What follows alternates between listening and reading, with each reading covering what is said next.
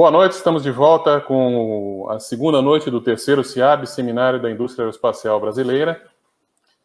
O nosso próximo assunto fala sobre fatores humanos no desenvolvimento de sistemas, no Systems Engineering. A próxima apresentadora é a Alaide, que vocês estão vendo na tela. A Alaide vai falar sobre justamente o papel da interação humana, que por mais automatizado que seja o sistema, sempre vai haver a interação humana na produção, na operação e na manutenção do produto. E se essa interação não for devidamente considerada de uma forma quantitativa, o sucesso, o êxito no uso do produto que está sendo desenvolvido pode ficar comprometido. A Laide, ela é engenheira industrial mecânica, ela atualmente ela é especialista em segurança na aviação civil, ela possui uma carreira de mais de 20 anos no setor aeroespacial, especialmente no setor de integridade de produto, também em fatores humanos, e atualmente ela está concluindo seu doutorado na Escola Politécnica da USP, em confiabilidade humana. Alaide, muito obrigado em nome do EMI pela sua participação no dia de hoje. Oi, Gustavo, eu que agradeço essa oportunidade incrível de estarmos aqui falando de um tema tão excitante, tão interessante. E eu quero agradecer a oportunidade que você me deu de estar aqui compartilhando esse conhecimento, né? E toda a equipe que permitiu que nós estivéssemos aqui agora falando, a equipe da SIAB 2020. Ok? Ok. Então, eu trouxe aqui um tema que muitas pessoas já trabalham com isso, né? Que é fatores humanos e System Engineering. Por que eu não traduzi System Engineering? Porque nós, do meio da aviação, sabemos muito bem o que é System Engineering, né? Não é a engenharia de sistema do avião ou do produto que nós estejamos trabalhando. System Engineering é muito mais que isso, o sistema é muito mais amplo. É um sistema no qual vem desde a definição do cliente até a entrega do produto. Então, eu trouxe esse tema aqui, e eu quero deixar bem claro, até antes de começarmos, até aqui no objetivo mesmo, deixar bem claro que hoje já existe uma preocupação de fatores humanos e System Engineering, ok? O pessoal que trabalha com fatores humanos, com a engenharia de fatores humanos, que possa estar nos ouvindo aqui, por favor, não pense que eu não considerei isso. Eu sei, porque eu trabalhei com esse pessoal, sei da importância que isso é dado na aviação, né? E só que eu quis trazer aqui hoje para vocês um olhar diferente, um olhar inovador, um olhar 4.0, vamos assim dizer, né? E dentro desse olhar, eu quero alertar a importância de considerar a análise dos fatores humanos no processo de System Engineering, né? Bem como a relevância do aspecto de segurança para a sustentabilidade dos negócios. Nós sabemos que na aviação é importantíssimo essa questão da segurança para a sustentabilidade do negócio. Não vou entrar em detalhes aqui, que o meu público já deve entender isso.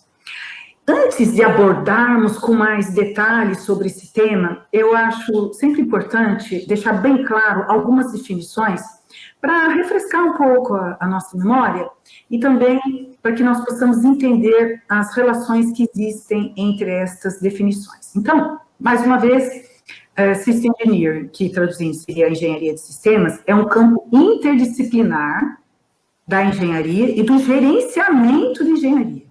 Tá? Então, toda a preocupação se concentra em como projetar, integrar e gerenciar sistemas complexos ao longo do ciclo de vida do produto, ok? É aquilo que eu falei anteriormente, é um conceito muito mais amplo. Fatores humanos, né, que nós estamos tão habituados a falar, mas que na Europa é muito usual o termo ergonomia, porque a ergonomia vai além das dimensões que nós ficamos preocupados, né? Se está bem adequado, se está na altura, se tem toda a geometria correta, ângulo. Existe também a ergonomia cognitiva, que é o que a gente se preocupa muito mais em fatores humanos, que é a parte de percepção, atenção, interpretação, de tudo aquilo que interfaceia o humano. Então, é a disciplina científica preocupada com a compreensão das interações entre os humanos e outros elementos de um sistema, o qual aplica teoria, princípios, dados e métodos para projetar. A fim do que, gente? Qual é o objetivo disso tudo? É o bem-estar do humano. E o bem-estar do humano vai além de conforto, sabe? Ele vai desde conforto até segurança, ele tem que estar feliz interfaceando, ele tem que estar feliz trabalhando, entendeu? E isso é muito importante.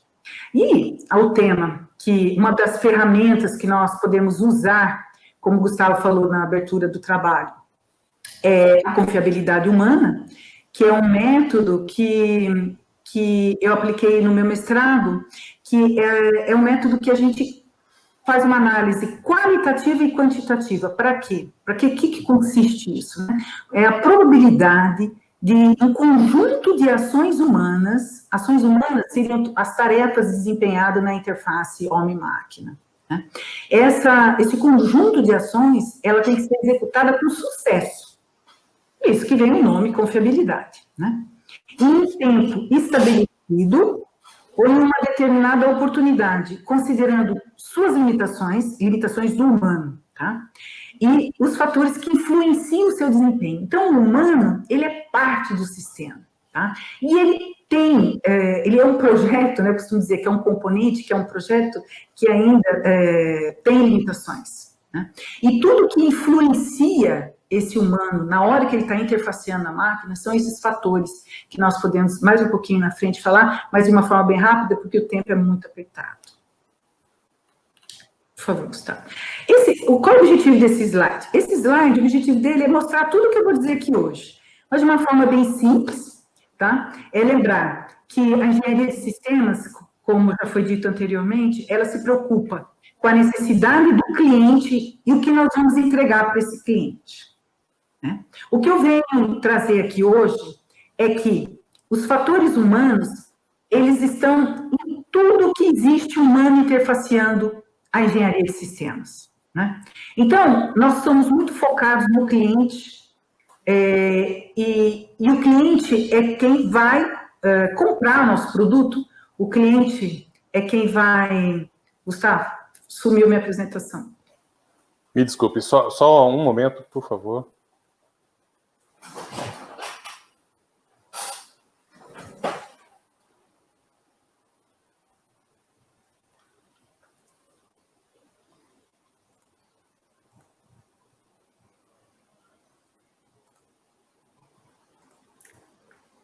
Pronto.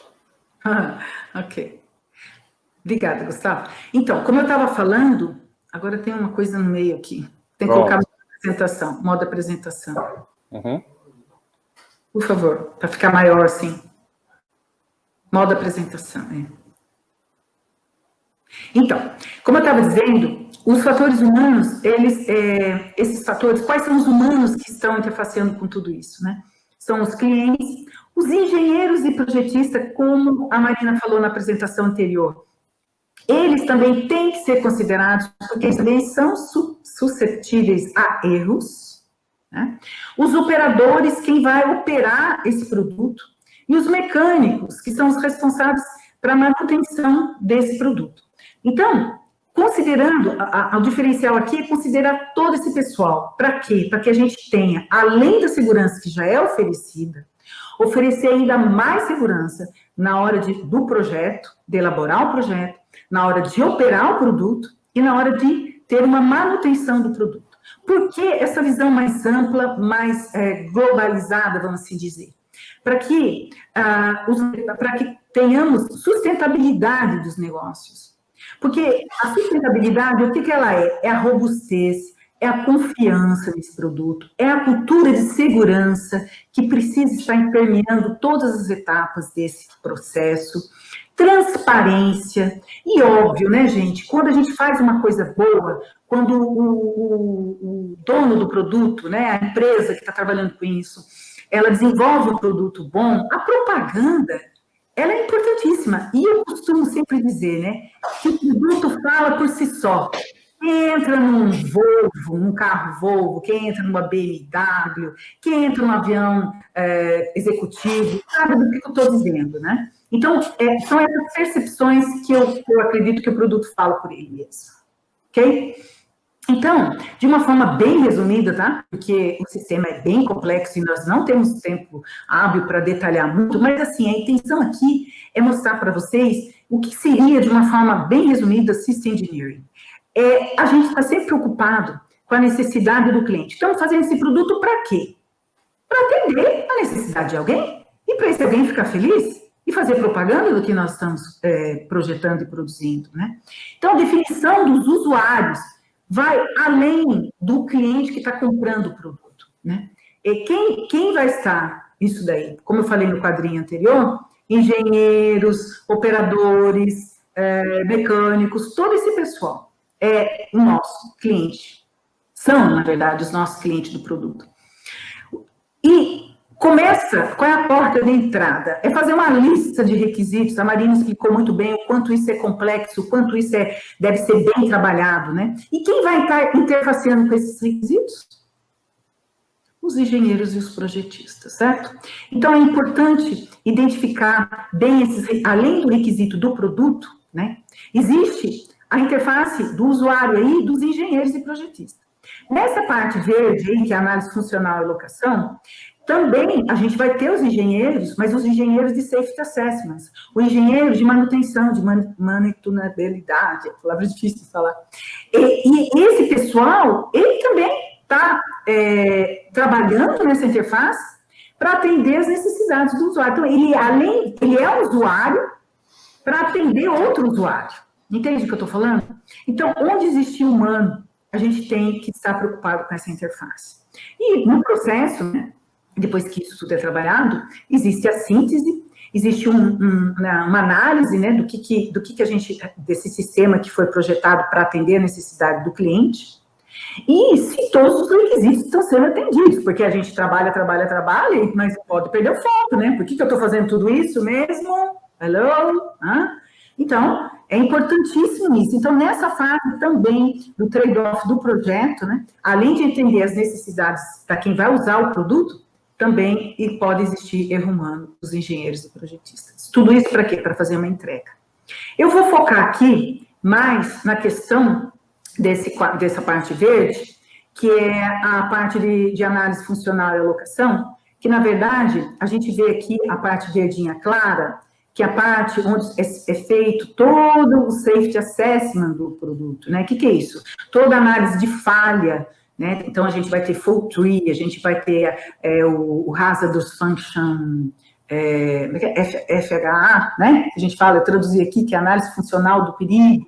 A gente vai ter a FIMEA. Então, a proposta que eu vim trazer aqui é que nessa parte que a gente está vendo de verdinho claro aí, é mais para atender, no caso dos aviões, né, os tripulantes e passageiros. Mas eu vim trazer aqui um gostinho a mais.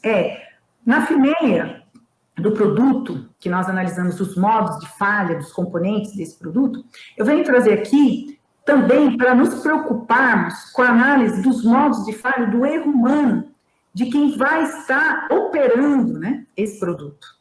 E é óbvio que nessa fase também, depois que a gente passa por esse fluxo todo, a própria fault tree, né, que é a árvore de falhas, ela também deve ser considerada, mas aqui tem um ponto muito interessante que eu gostaria de deixar bem claro para os engenheiros de safety assessment, que às vezes ficam meio emburrados quando eu falo isso, que é a questão do seguinte: a gente vai fazer o fault tree somente da interface com o humano. Então, sistemas que estão lá dentro de uma caixa preta, lá no sistema hidráulico do avião, por exemplo, não vou fazer isso. Eu vou considerar o erro humano nos fault trees que realmente tem uma interface com o humano. Então, são fault trees específicas.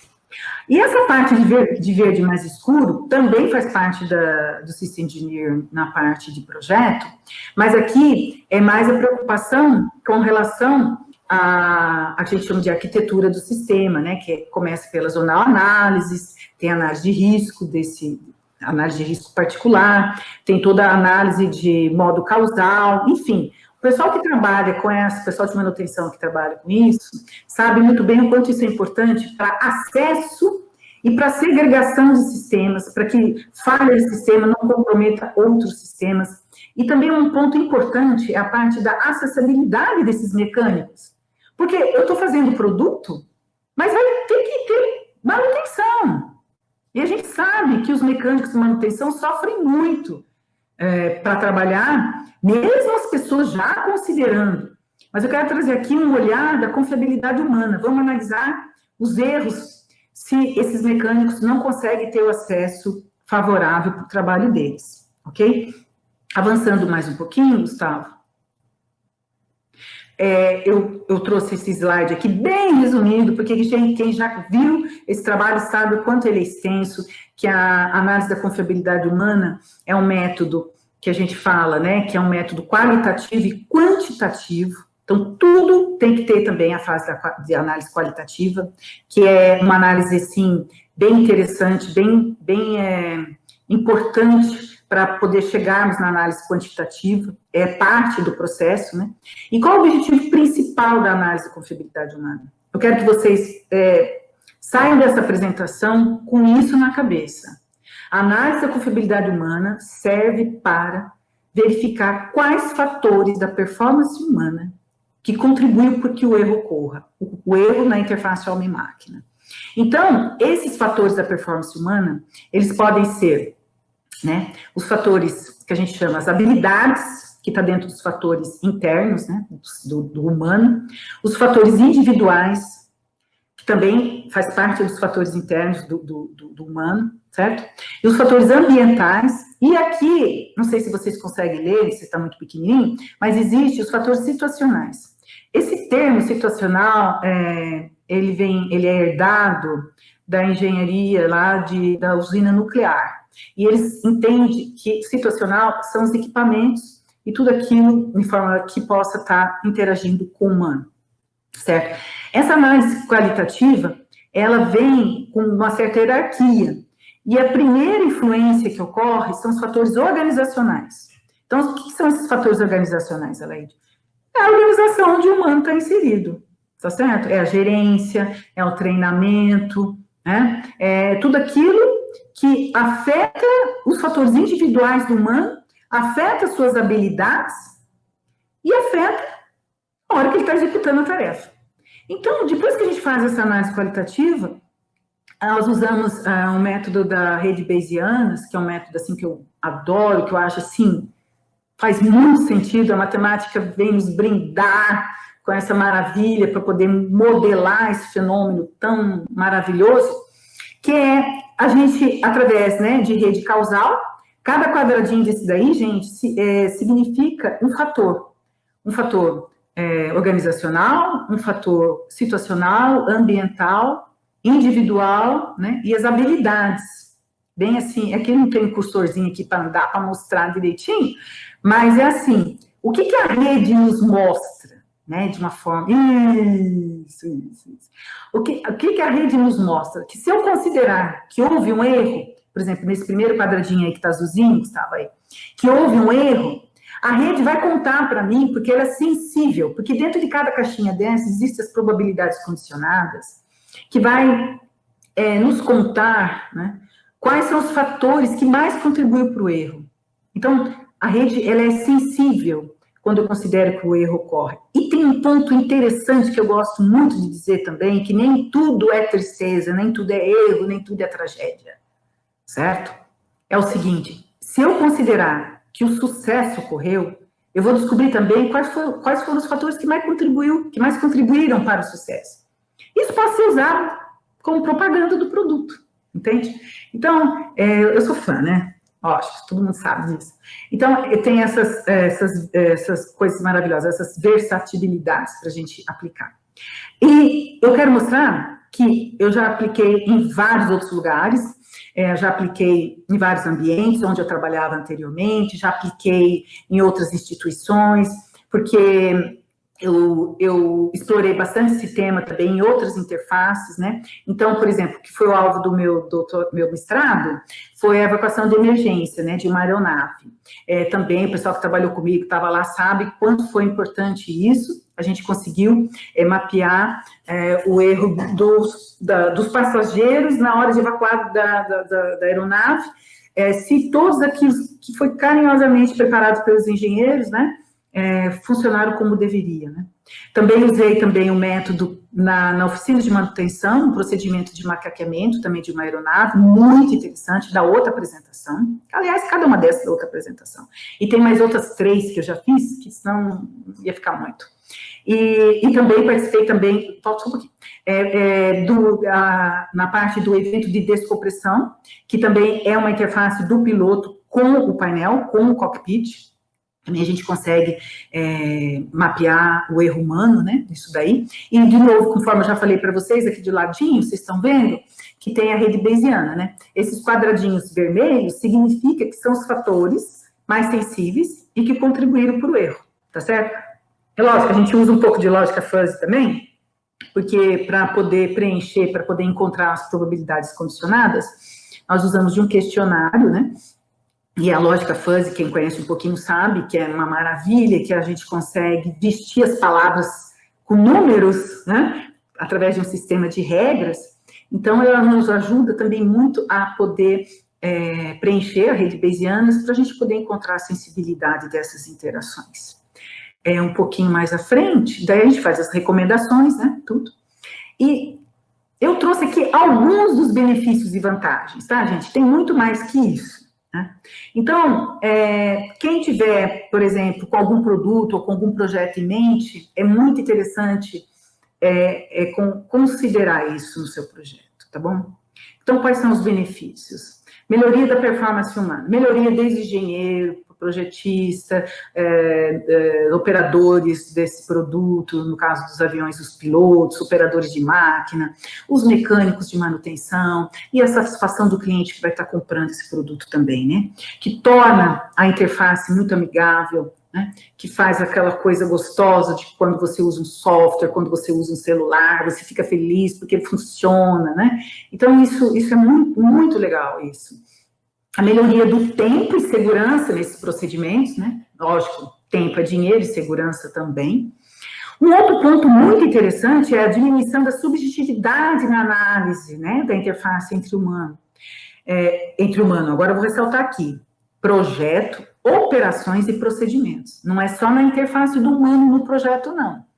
Ou no usuário, é também nas operações e nos procedimentos. Como eu falei nos slides, no primeiro, acho no segundo slide, que onde existe um humano, vai existir uma chance de erro. E se a gente olhar isso com carinho, se a gente fizer uma análise qualitativa, já está mais que meio caminho andado. Se conseguir fazer uma análise quantitativa, melhor ainda. Vai refinar cada vez mais esse projeto, entende? Então, quando você tira, o que é a diminuição da subjetividade? Quando você está discutindo com a autoridade, por exemplo, não é a experiência e o poder de negociação que ganha, são os números que estão ali para colaborar com essa negociação. Colaborar. Não é desfocar, dizer que isso está errado. Não, isso faz parte. Né? E diminuir a subjetividade é muito importante para a gente garantir o sucesso do nosso produto. Né? E, óbvio, diminuição de acidentes e custos. A gente sabe que uma interface ruim, eu costumo dizer, né, que a interface homem-máquina, que é o que eu estou fazendo agora no meu doutorado, né, que é a interface no sistema semi-autônomo, é uma dança, entende? É uma dança. O humano tem que estar sincronizado com a máquina. Ele tem que estar com uma comunicação efetiva, né? Então, isso favorece muito a evitar acidentes. E, óbvio, custos, né? Porque todo acidente, vocês já viram o que aconteceu, né? Com nossos aviões, assim, não vou dizer o nome de um, né? Que ficou muito tempo parado aí, né? Então, quanto que nos perdeu de dinheiro por causa disso, né? E quando a gente está desenvolvendo o projeto, se a gente usar a análise qualitativa e quantitativa da análise de confiabilidade humana, eu posso prever pontos vulneráveis desse projeto. Eu posso antecipar erros, né? E todo bom engenheiro sabe que a gente nunca quer ser lembrado, não é mesmo, gente? Porque um produto bom, ninguém quer saber quem foi que fez, né? E tudo isso é o quê? É uma inovação do portfólio dessa empresa. Fazer propaganda disso é importante, não só como propaganda, mas como eu falei anteriormente, a gente vai, sim, fugir um pouco do padrão, né? Ser disruptivo e trazer um olhar mais holístico no System Engineering, tá bom? Isso é muito bacana. E aí eu faço uma pergunta, quero ver quem vai responder no chat. Hein? Onde está a análise de segurança na sustentabilidade dos negócios? Olha, vou dar uma dica, tá? Vou dar uma dica. Fatores humanos, mas tem mais uma coisinha, tá bom? Quero ver o pessoal respondendo aí no chat. E uma coisa que eu gosto, uma frase que eu gosto muito de compartilhar com todos aqueles que eu tenho oportunidade de falar desse tema tão interessante, é uma frase da ICAO, que muitos já devem conhecer, que é: o elemento humano é a parte mais flexível, adaptável e valiosa dentro de um sistema aeronáutico, ou de qualquer outro sistema, né? Mas é também a que está mais vulnerável às influências externas, que poderão vir a afetar negativamente o seu desempenho. Percebe nessa frase o quanto é importante, o quanto é filosófico essa preocupação? Então, eu vim trazer isso aí para vocês. Meu contato está aí embaixo, aí, meu celular, meu e-mail novo da USP, porque agora eu sou alumni. Fico feliz por isso. E vocês, por favor, eu teria enorme prazer de conversar sobre esse tema, qual eu sou tão apaixonada, e gostaria muito que quem estiver trabalhando ou no desenvolvimento de algum projeto, tá? Considere essa possibilidade de enxergar o humano de uma forma holística. Obrigada, queridos. Se eu estou dentro do tempo ainda, Gustavo? Com certeza está dentro do tempo. Eu peço desculpas pela barbeiragem que eu fiz com a sua apresentação aí. Não, imagina, e agradeço muitíssimo. Despertou bastante interesse. Eu estava olhando aqui os comentários e acabei... Mas tem alguns pontos que o pessoal levantou no chat aqui, que talvez você pudesse falar um pouquinho só sobre isso conosco. Eu tenho tempo. Por exemplo, o Emílio Matu falou sobre... Assim, você pode falar alguma coisa sobre desenvolvimento de produto tolerante a falhas de operação, tolerante a falhas de manutenção? Tolerante. Sim. O que você quer dizer com essa palavra tolerante? Porque, assim... Pode falar. Não, assim, eu imagino o seguinte: você faz uma análise do projeto, faz essa análise quantitativa da confiabilidade humana, verifica que existe um ponto vulnerável e aí faz algum tipo de modificação ou coisa do tipo.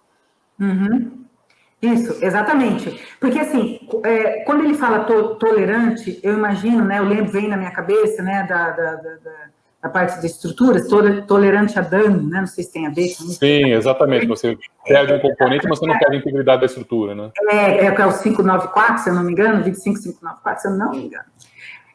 Então, assim, o que eu tenho de experiência, Gustavo, é assim, eu não vi nada parecido ainda. O objetivo é encontrar o fator que mais contribui, Emílio, e atacar em cima dele, né? E como já tem a modelagem pronta, eu posso de novo rodar, né? Para ver se ele deixou de ser um fator contribuinte e, de repente, pode aparecer outro, né? Eu acho que não se aplica muito, não, esse termo tolerante na análise da confiabilidade humana. Por enquanto, acho que não. Tem uma outra pergunta aqui, Alaide, sobre, vamos dizer assim, na engenharia aeroespacial, sempre é usada muita redundância, né? Então, se o componente tal falhar, uma falha simples de um componente não pode causar nenhuma falha catastrófica e assim por diante. Dado o histórico de algumas coisas que andaram acontecendo na aviação aí, você acha aceitável você considerar o operador ou o piloto como parte dessa proteção, como parte dessa redundância? Sim. Acho importante. Por isso que eu trouxe aqui, não sei se você lembra daquele slide que tinha um verdinho claro lá, aliás, aquilo lá eu tirei do livro do Paulo César, tá? Todo mundo que está na aeronáutica conhece o Paulo. Paulo César Serra, acho que é o seu nome. Então é o seguinte, por que é importante? Por isso que eu falei que na Full3, que faz a interface, certo? A gente considera humano ali, que seriam os eventos iniciais, que está na parte de baixo da árvore, certo? E aí, lógico, vai ter os cut sets, e esses erros serão considerados, né? Então, a proposta que eu venho trazer aqui é sim, porque se eu perceber, né, que isso pode levar a um evento catastrófico, como já aconteceu, eu tenho que criar barreiras. O objetivo da análise da confiabilidade humana é justamente isso. É contar quais são os fatores que mais contribuíram, aí depois eu vou usar esse erro na Full3 para, de novo, né, verificar e construir minha fault tree, porque, assim, eu vou melhorar o erro no melhor estado, na melhor interface possível. Eu não vou conseguir zerar. A gente não consegue zerar erro. Mesmo depois que eu fiz a análise da rede Bayesianas, encontrei os fatores que mais contribuem. Fui lá, alterei, melhorei muito o erro. Aí eu trago aquele erro para o fault tree. E mesmo assim eu tenho que de novo considerar esse erro, que ele não pode levar a um evento catastrófico.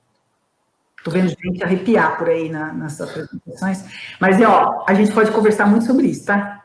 Com certeza, e como eu já disse a vocês, provavelmente não vai ser a nossa última conversa sobre esse assunto. A gente vai promover outras ocasiões aí para você ter uma exploração mais profunda, mais detalhada desse assunto. Sim. Eu tenho várias apresentações, eu tenho mais de 60 apresentações desse tema. Então, olha, uma última pergunta, assim, o lema do CIAB, que eu esqueci de mencionar no começo, são lições aprendidas do setor aeroespacial para a inovação na indústria brasileira. Como você vê o uso de fatores humanos, todo esse estudo aprofundado que você tem feito já há vários anos na indústria aeroespacial, aplicado a outros setores de atividade, a outras indústrias? Gente, como é que diz? O mundo é pequeno. Por que o mundo é pequeno? Porque eu posso aplicar desde, por exemplo, uma interface, que nem a Marina falou, de um engenheiro trabalhando em qualquer projeto. Eu posso colocar na indústria de processo químico. Eu posso aplicar, olha, tem um trabalho que eu estou fazendo, que eu estou usando a confiabilidade humana como um método pedagógico de aluno numa interface, que é uma unidade de processo, que é um protótipo, né, que simboliza uma unidade de processo, e os alunos de uma escola técnica interfacei isso aí, eu modelei isso aí para poder sensibilizar os alunos em que pontos eles têm que prestar atenção para trazer uma cultura de segurança para eles, entende? Então, assim, eu posso aplicar isso desde a parte de treinamento, no qual eu estava trabalhando também, na parte de treinamento de pilotos, eu posso aplicar em vários outros ramos de engenharia, aonde existir, presta atenção, gente, aonde existir um humano interfaceando qualquer coisa, dá para a gente jogar aquela rede bayesiana em cima dele e ver quais são os fatores que mais influenciam ele, tá certo? É isso aí. Até, por exemplo, se você estiver mergulhando lá embaixo, lá no mar, bem isso na cabeça agora, ele tá interfaceando os equipamentos de mergulho, não é? Então, tudo isso, um cara que está lá no espaço, ele também pode. Então, o mundo não tem limite para esse tema, ok? Estou aqui disponível para falar sobre isso, se quiser eu faço outra apresentação. Bom, Alaide, muito obrigado. Infelizmente o nosso tempo hoje é curto, mas a gente vai promover outras ocasiões aí para conversar um pouco mais com você sobre fatores humanos.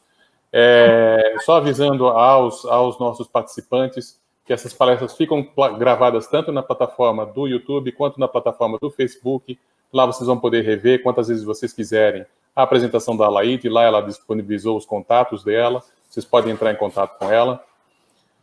Muito obrigado, Alaide. Obrigada a vocês, meus queridos. Uma boa noite.